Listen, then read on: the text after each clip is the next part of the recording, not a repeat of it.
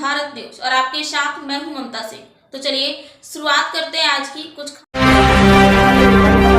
शिव पुराण के अनुसार चंद्रमा का विवाह राजा दक्ष की 24 कन्याओं से हुआ था, लेकिन चंद्रमा केवल रोहिणी से ही प्रेम करते थे और बाकी कन्याओं की उपेक्षा करते थे। ये देख बाकी कन्याएं दुखी होकर अपने पिता दक्ष के पास गईं और अपनी पीड़ा व्यक्त की। दक्ष ने चंद्रमा को कई बार समझाने का प्रयास किया, लेकिन चंद्रमा केवल रोहिणी में ही आसक्त रहे। इससे क्रोधित होकर दक्ष ने उन्हें शाप दिया कि वे क्षय रोग से पीड़ित हो जाएंगे। दक्ष के शाप के कारण चंद्रमा धीरे धीरे क्षीण होते गए, जिससे पूरे संसार में हाहाकार मच गया। देवताओं ने इस संकट को महसूस किया और चंद्रमा को ब्रह्मा जी के पास ले गए। ब्रह्मा जी ने चंद्रमा को प्रभास क्षेत्र में जाकर भगवान शिव की आराधना करने की सलाह दी।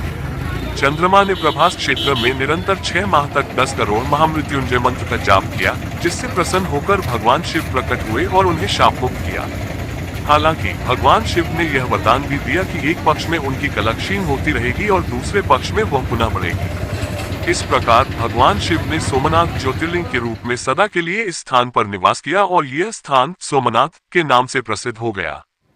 वेरावल में रहने वाले और सोमनाथ मंदिर परिसर का टूर आयोजित करने वाले ड्राइवर संजय व्यास कहते हैं, अहिल्याबाई मंदिर को अब पुराना सोमनाथ या अहिल्याबाई मंदिर कहा जाता है, जो मुख्य सोमनाथ मंदिर से 200 मीटर दूर स्थित है।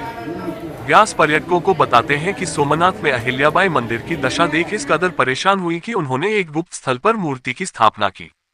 सोमनाथ में शिवलिंग बीच में झूलता रहता था, लेकिन गजनी के हमले में जमीन पर फेंक दिया गया।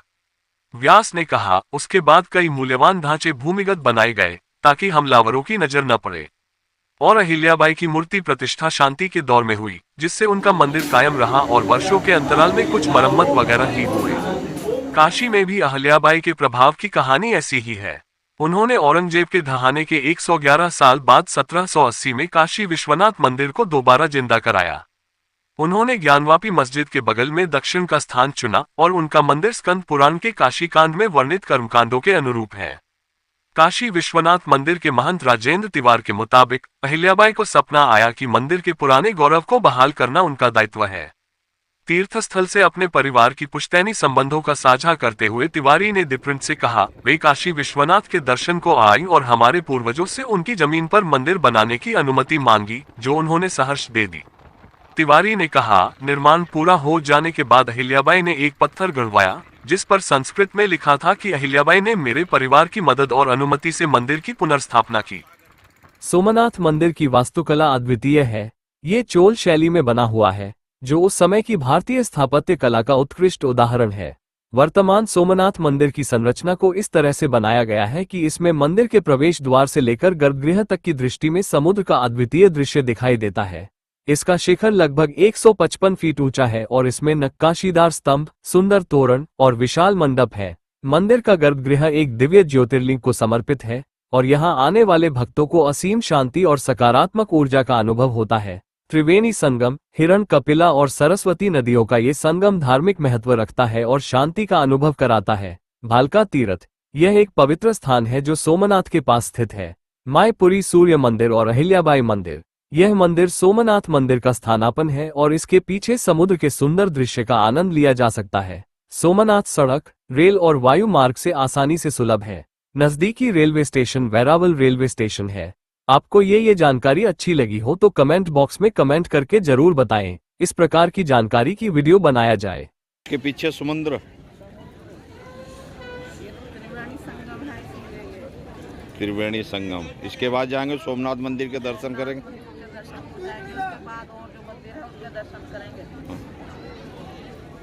ये हमारी मिसिस हैं श्रीमती कुमकुम पाल जी, स्नान करके अपना बैठे सोमनाथ मंदिर के दर्शन करने।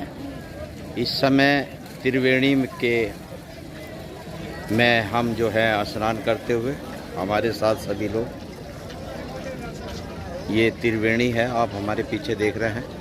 यहाँ तीनों का गंगा, त्रिवेणी, समंदर, पीछे आप मेरे देख रहे होंगे समंदर।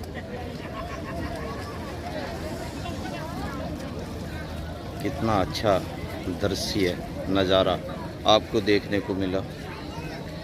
आ गया।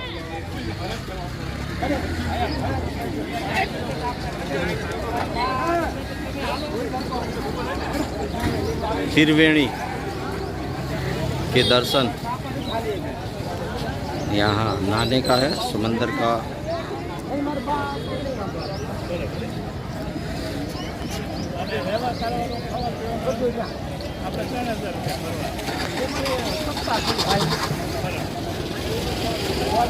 આપણે